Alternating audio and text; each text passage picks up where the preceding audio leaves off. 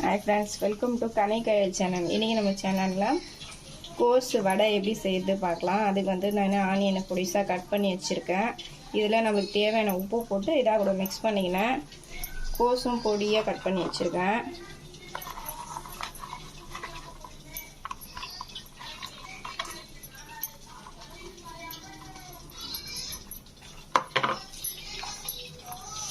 இதுவும் இந்த வெங்காயத்தை கூட நல்லா போட்டு நம்ம mix பண்ணிக்கலாம்.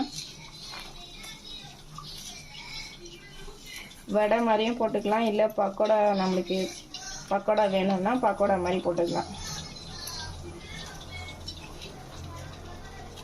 65 மசாலா நான் எடுத்துருக்கேன். இதுக்கு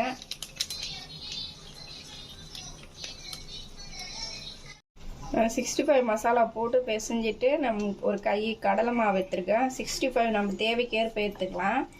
கடலை மாவு எதுக்கு ஆட் பண்ணுறோன்னா நம்மளுக்கு கையில் பிடிக்கிறதுக்கு பிடிப்பு வராது, வடையோ இல்லை பக்கோடாவோ. அதனால கடலை மாவு ஆட் பண்ணுறோம். வெறும் இது கோஸ் வெங்காயன்றதுனால உதிராக போயிடும் ஃப்ரெண்ட்ஸ். இப்போ நம்ம தண்ணி ஃபுல்லாக ஊற்றக்கூடாது, சும்மா இந்த மாதிரி லைட்டாக தெளித்து கரெக்டான பக்குவத்தை பிசைஞ்சிக்கலாம்.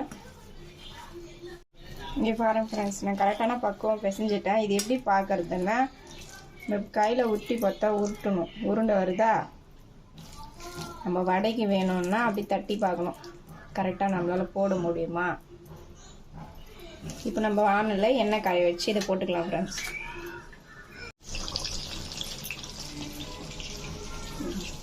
இந்த மாதிரி சின்ன சின்ன உருண்டையாக நான் ஊற்றி போட்டுக்கிறேன்.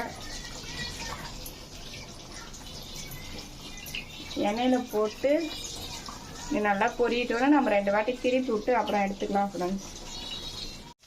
பாருங்க ஃப்ரெண்ட்ஸ், கொஞ்சம் கலர் சேஞ்ச் ஆனோடனே இந்த மாதிரி நம்ம ஒன்று ஒன்றா திருப்பி விட்டுக்கணும். திருப்பது கொஞ்சம் கஷ்டமாக தான் இருக்குது, உடைஞ்சிருது. அதனால் நம்ம பார்த்து கேர்ஃபுல்லாக திருப்பணும். திருப்பி விட்டுட்டு வெந்த பிறகு எடுத்துக்க வேண்டியதுதான். இப்போ எல்லாமே நான் திருப்பி விட்டேன். இங்கே பாருங்க ஃப்ரெண்ட்ஸ், எல்லாமே கலர் சேஞ்ச் ஆயிடுச்சு, நல்லா வெந்துருச்சு. இந்த பக்குவத்தில் நம்ம எடுத்துக்கலாம்.